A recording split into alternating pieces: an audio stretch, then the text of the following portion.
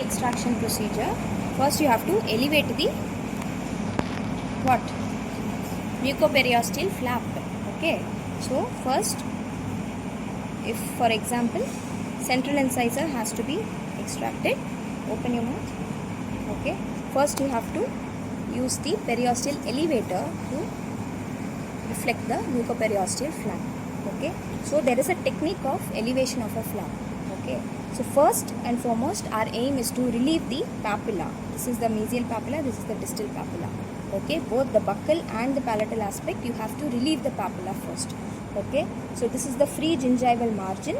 So insert the periosteal elevator through the free gingival margin and lift the mesial papilla. Okay, so once the papilla is out, you will have little bit more amount of space. Then again insert it deeper and then give an anti-clockwise rotation. Okay, and reach the distal aspect of the tooth. Okay, and then release out the distal papilla. So this is the procedure of elevating the flap. So from one papilla you insert it deeper and then give a anti-clockwise rotation and then lift out the distal papilla. Okay, similarly for the palatal aspect also.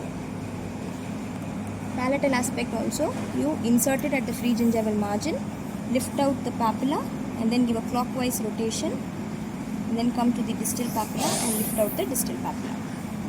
Okay, for every tooth, please follow this way of mucoperiosteal flap elevation, because if you directly go and insert it here and start elevating, what will happen? This mucosa will be very thin, it will tear easily. Okay, so that is how you should prevent the damage to the soft tissues. Okay, so this, even for the posteriors, you have to insert it at the free gingival margin level, lift out the mesial papilla, give a anti-clockwise rotation, okay, and then come to the distal papilla and lift out the distal papilla. So this is how you will elevate the flap for both upper and the lower tooth. Okay, then you are going to extract the upper central incisor. There is always, what are the principles of exodontia? First is your axis. Okay, you have to read about the principles of exodontia. So based on the principles, we are going to extract the upper central incisor. So always you should hold the alveolus and then extract the tooth. What is the purpose of holding the alveolus? If you don't support the alveolus, what will happen? The alveolus is a thin bone, it can fracture easily. So it will be more traumatic for the patient. So to prevent all that, we have to support the alveolus when we are doing extraction. Okay, so there is a technique of holding the alveolus. You have to use one or two fingers to support both the cortex, both the labial cortex and the palatal or the lingual cortex. Okay, so for example, if you are going to extract the central incisor, index finger should support the labial cortex and your thumb should support the palate and your other three fingers should be bent. Okay, so this is how you will hold the alveolus. Okay, and then you insert the extraction forceps at the level of the what? CEJ, cemento-enamel junction. Okay, that is where you hold it and then you give your forces. Okay, similar way for all the anteriors, this will be your hold. Your index finger should be at the labial cortex supporting it. The thumb finger should support the palate, even if it is a canine or lateral incisor, or this is the central, lateral and canine. So this is the hold for the anteriors. Okay. Similarly, for the second quadrant posterior extraction, the hold will be the same. Okay. Your index finger should support the buccal cortex. Okay. And your thumb will support the palate. Okay. And the operator position will be in front of the patient, and then you will be holding the tooth at the level of the CEJ, and then you will be extracting the tooth. Okay. When you come for the first quadrant posterior tooth extraction, can you hold like this and comfortably do? No. So in that reason, we rotate the hand. Okay. In that case, your thumb will support the buccal cortex, your index finger will support the palate. Okay. So this is your hold for the first quadrant posterior extraction.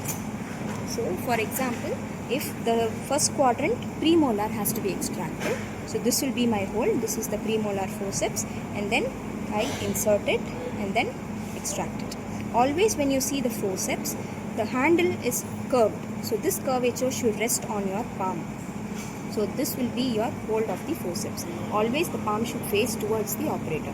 So this is how you would hold the forceps and extract. So open the beak, insert it, and then you extract. Okay. Next, for the lower teeth extraction, there is a different way of holding the alveolus or supporting the alveolus. For example, you are going to extract the lower anteriors. Okay. In that case, your index finger should support the labial cortex. The middle finger should support the lingual cortex. The middle finger should also push the tongue backwards for access. Okay, and your thumb will support the lower jaw. Okay, so this will be the hold of the mandible when you are extracting lower anterior tooth. Okay, next you keep the extraction forceps at the level of the CEJ and then give your forces. What is the first force used for giving for extraction? The first force will be your apical force. Okay, so when you insert it, you have to give an apical force and then you extract. What is the purpose of giving an apical force? To relieve the apical PDL fibers. Okay, okay. Similarly, for the third quadrant, when you come, if you have to extract the premolar, the hold will be the same.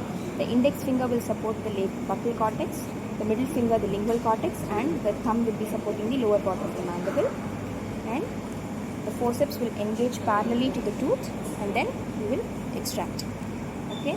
Similarly for the molar or the third quadrant. But when it comes to the fourth quadrant, can we hold it this way and do in front of the patient?